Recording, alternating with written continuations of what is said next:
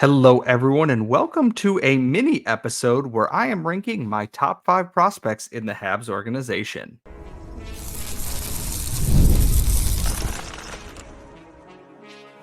You're Locked On Canadiens, your daily podcast on the Montreal Canadiens, part of the Locked On Podcast Network, your team every day. Hello, everyone, and welcome to a bonus episode of Locked On Canadiens. This is going to be a shorter one just for you on your Friday morning because we love you so much and because I feel bad that we had to skip an episode this week due to some stuff going on outside the show here. Everything's cool. Don't worry. You will still have, by the time you listen to this, our Friday mailbag. My last ever will be out and in your inbox. I wanted to throw something together that is very near and dear to my heart. I wanted to talk about prospects because, as you all know, in my time with this show, Laura has leaned on me a lot for, my knowledge on what prospects and what news we have from the AHL down to the lower levels. And we lean on our experts, people like Patrick Bexell in Europe to, learn and see, hey, what else do we have going on? And my thought was, I don't want to do the whole top 25 under 25 thing because we're doing that at Eyes on the Prize. And I refuse to fully give away everything. But I thought, what if I just talk about my current 5 favorite? I'm not even saying these are the 5 best. I really want to make that part very clear. This is not the 5 best prospects in bests. Wow. The 5 best prospects in this organization. These are 5 prospects that I really enjoy watching, and there will be a lot of coinciding between who is probably at the top of a lot of people's charts and who is on my favorites list. Admittedly, I do love a lot of the top prospects in this organization. Obviously, I'm not a goober in that regard.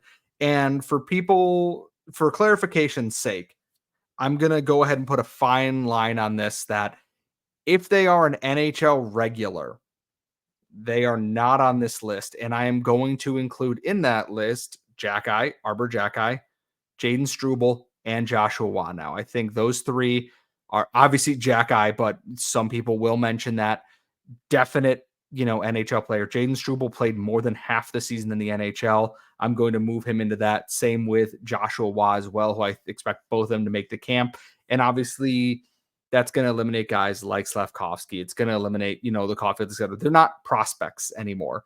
Slavkovsky is still very young, obviously one of the top young players, if not the top young player in this organization. And it would be unfair to include them in this list against guys who maybe haven't gotten out of the AHL yet, or still playing in junior, coming out of the NCAA.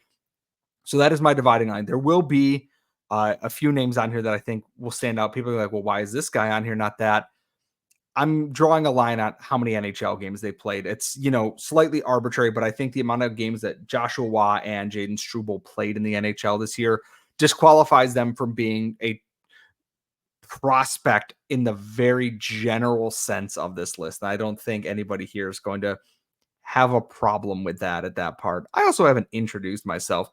I'm Scott Matla. I am your soon to be departing co-host of Locked On Canadiens. I'm not dead. I'm just retiring. And if you're not watching this on YouTube, I'm doing air quotes. And if you're listening to this wherever you get your podcast, thank you so much. I want to jump right into this. I'm going to start at 5 and kind of work my way up here. And at number 5 is, out of all the prospects playing in the AHL, one guy I have all the time in the world for because I love the way that he plays the game of hockey, despite being one of the smallest players on the ice at any given time. I adore Xavier Simo. And this shouldn't be a surprise to anybody who's followed my AHL coverage, has seen me talking with Hedy Kalakash of Eyes on the Prize and Locked On NHL prospects. At any given time, Xavier Simo is likely the smallest man on the ice. He also plays with a heart twice the size of anyone else out there, it would seem. Night to night, I watch him go into boards against bigger men, stronger men, and just reckless abandon that he plays for his teammates around him. He has never hesitated to get in a scrum if he sees his teammate being wronged. He's never not in an area to create havoc. He is a tornado of just little chaos. He's stocky. He's almost like a small silverback gorilla. He's strong. He's nasty, and he's going to make your life a nightmare around the net. He lives for that. Some shoulder injuries have kind of slowed him down. The Rocket are a different team when he is playing, and he's someone I think, well, I'm not going to say he's going to be a superstar by any means. I think this is a bottom six checking winger with some, decent offensive upside. If you think smaller, less offensively inclined Brendan Gallagher, I think you're going to really like what you see in Xavier Simo. He's never seen a net front that he didn't want to be a part of, a little extra poke that he never wanted to take. Somebody that I think could very easily push for an NHL roster spot this season very quickly. Obviously, he's a little bit older there. He's got 2 AHL seasons under his belt. Is he technically a prospect? It's right on that borderline, but he's someone I've got all the time in the world for. Absolutely love watching this kid play, and I'm excited to see what comes this year coming off of shoulder surgery, and no pun intended, likely with a big chip on his shoulder after missing the back half of the Rocket season there. At number 4, Jacob Fowler, the more than likely heir to the Canadiens starting goaltending job. This is a kid who was drafted 69th nice overall by the Canadiens 2 years ago, 2022, in that kind of iffy draft there. He was a home run because he talks about how pressure is a privilege. This is a kid who wants that spotlight on him. He is not afraid to be in the spotlight, to be in that center of attention, to make the most of it. Yeah, Boston College was a very good team this season in the NCAA. And obviously, with guys like Will Smith and Ryan Leonard and Perreault, etc. But he's still there backstopping them. He was one of the best goaltenders, if not the best goaltender in the nation last year. Like Lane Hudson collecting rewards for defensemen and offensive players. That was Jacob Fowler collecting goaltending and rookie awards for Boston College this season. He, to me, is going to be the heir to this starting job. Maybe not next year. I think he will come over at the end of Boston College's season this year. But I watch him play. Sometimes he can be a little chaotic, but more often than not, nothing seems to phase this kid. He has the mindset of, I want to prove people wrong. Teams pass at him because, maybe he's not in great shape. He doesn't have this, doesn't have the pedigree, whatnot, whatever you want to say there. I watched Jacob Fowler play because I watched a lot of Boston University this year, which means I got to see a lot of BC in some of those games too. And Jacob Fowler is incredible. He's arguably the best goaltending prospect the Canadiens have had probably since Price Halak. And I know that Caden Primo has come along very well. Jakub Dobish is a very strong AHL starter going into this season. But I don't think there's anyone that has screamed, this is your future starting goaltender, more than Jacob Fowler. Boy, it's hard to not be giddy. And we still have 3 more things to get through. There's a lot of names that could have been on this list and aren't on this list because this is favorites, mind you. This is not the top 5 best. These are my favorites. These are guys that I will go out of my way to tune into. We're going to get into that top 3 coming up next. But first, this bonus episode is brought to you by Gametime, and take all the stress and worry out of buying baseball tickets this season with the official ticket partner of Major League Baseball, because you want your hot dog, you want your cold drink, and you just want to sit there and watch someone sock some dingers. And Gametime's perfect for that, because as it gets closer to first pitch, their ticket prices decrease, so you can find the perfect deal for your summer day out. And the best part is, when you get that view from your seat, you got that beautiful view there along the field, you've got your drink.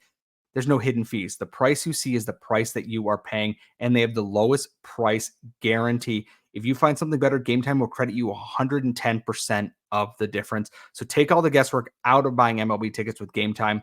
Download the Gametime app, create an account, use code LOCKEDONNHL for $20 off your first purchase.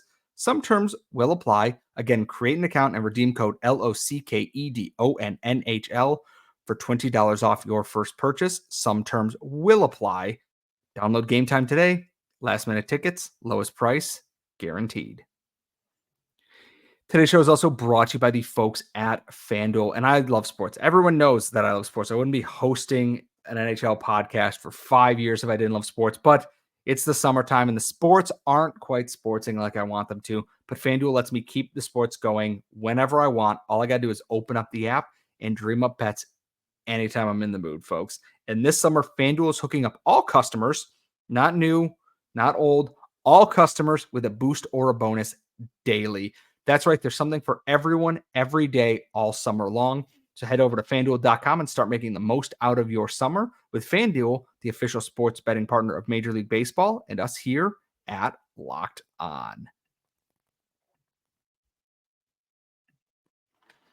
Folks, I am back. I am, of course, Scott Matla, one of your hosts of Locked On Canadiens. I'm throwing together this little bonus episode for you. We're going over my top 5 favorite prospects in this. Top 5 best? No, top 5 favorites. Guys I love to watch for various reasons on this. And we're up to the top 3. I had Xavier Simo at 5, Jacob Fowler at 4. Love watching those guys play. At number 3, Owen Beck.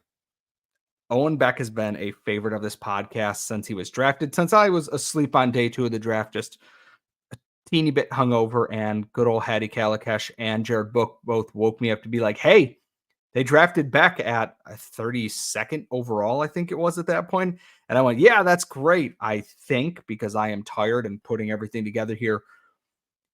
I love watching Owen Beck play hockey.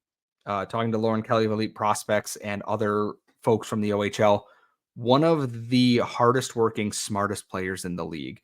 And I was trying to figure out, I'm like, okay, let's see what the big deal is. And I saw him that summer at the Prospect Challenge in Buffalo, where he was centering a line, sometimes playing with Machar, sometimes playing with Slavkovsky, sometimes playing with Kidney, sometimes playing with Simo, all over the place. But Owen Beck was never in the wrong spot. Every time the puck moves, I'm like, oh, there's got to be somebody. There's Owen Beck. Oh, there's a guy coming there. There's Owen Beck. Oh, man, there's a guy open on the wing. Oh, Owen Beck's got him on a pass. Oh, they got to get someone towards the front of that. Oh, there's Owen Beck again.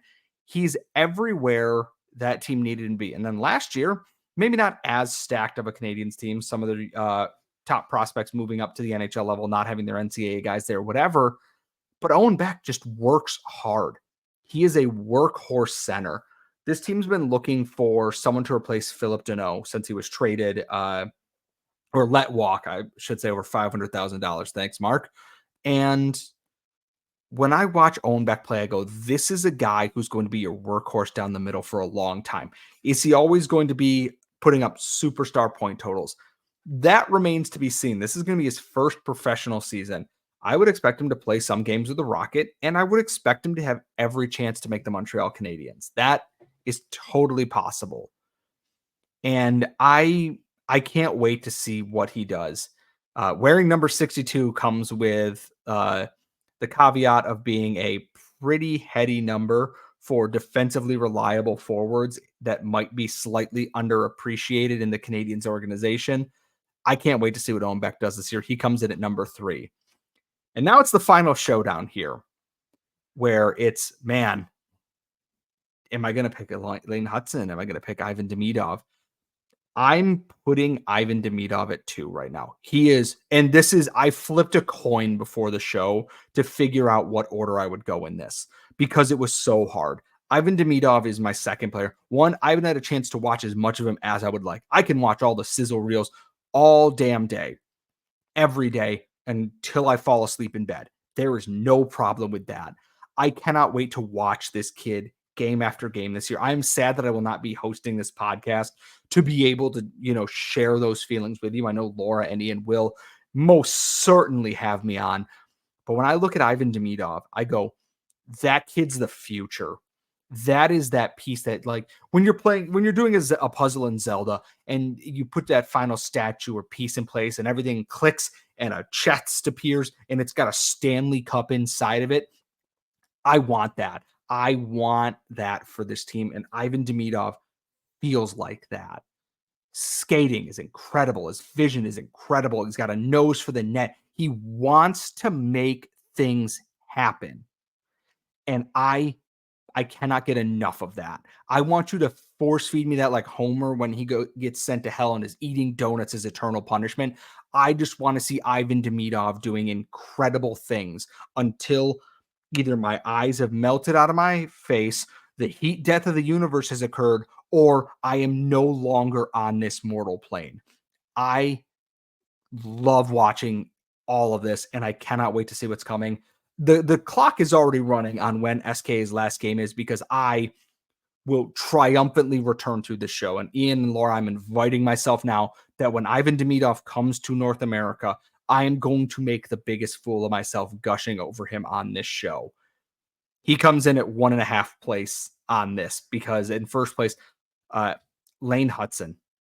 It was a coin flip. Do I want the dynamic, talismanic defenseman who just continues to rewrite things and win awards in the NCAA? Or do I want the dynamic, talismanic winger who might absolutely blow the socks off of everybody in this fan base? Like I said, I flipped a coin 3 times. Heads was Hudson, tails was Demidov. It came up heads twice, and here we are. I love Lane Hutson. Again, from that 2021 draft class, those first 4 picks, plus adding Adam Engstrom and some of the other guys in that class, this really could be just one of the best draft hauls the Canadiens have ever had as an organization. Played 2 games at the end of the year. Started a little shaky, kind of got held off on the rush a little bit, wasn't ready for that speed, but the offensive game is there. It's there at the NHL level. It's not going to go anywhere anytime soon. It is a treat to watch Lane Hutson play. The amount of clutch, incredible things he did at Boston University blew my mind. I don't know which team is going to make this year. He could easily play in the NHL this year. He might play some NHL games this year. And you know what? That's perfectly fine.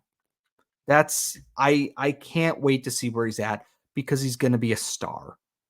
And I know, he's small. What if he can't do all these things? We saw him do it against a Detroit team playing for their playoff lives at the end of the season, and he wasn't phased. And not playing like 8-9 minutes a night. He was playing 20 plus after a full NCAA season and World Juniors and everything else. Lane Hutson is that guy. And I'm so excited for his first full professional season. In my honorable mentions on here, Logan Mailloux is on my honorable mentions list. A tremendous rookie season, still working through some of the hockey IQ plays, but the offensive game comes as advertised. He's got some snarl to it, loves defending his teammates, puts pucks in the net, puts up points. Someone that I think is going to be a huge asset to the Canadiens' power play sooner rather than later. Michael Hage, again, someone I haven't had a chance to watch a ton of because of their draft year. Cannot wait to follow their progress this season. And I think everyone on this podcast knows by this point, Scott loved Michael Hage. I absolutely did. Also on there, I'm going to put Atos Koivu. I couldn't not. It's a Nepo baby pick. I don't care. I loved Atos Koivu. We want to know your top 5 favorite, not best, favorite players or favorite prospects in the organization. You can tweet us at LO_Canadiens. As always, we definitely want to hear from you.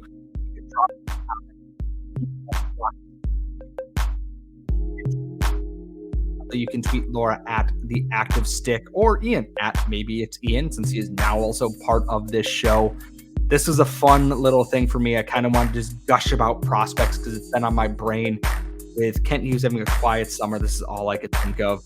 Thank you so much for tuning in for this short little bonus episode. Hope it helped got your Friday off to a good start there. Remember to follow us wherever you get your daily podcasts, Google, Apple, Spotify, or also here on YouTube.com. Folks, thank you so much. I will see you for the final few times next week.